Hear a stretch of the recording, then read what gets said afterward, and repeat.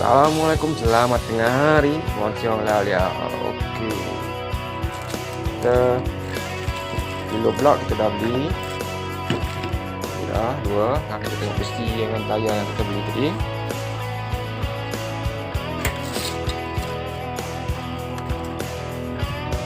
Okey, ni dah. Ni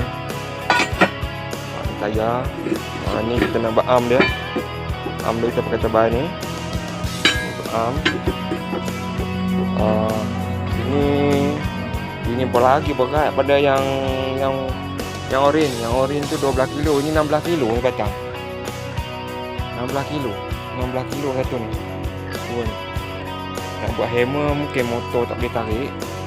Satu kita buat hammer untuk tayarnya, yang ni kita buat hammer untuk tayar, yang ini kita buat anvil untuk yang mini power hammer tu. Rodnya kita pakai ni, kita bannya.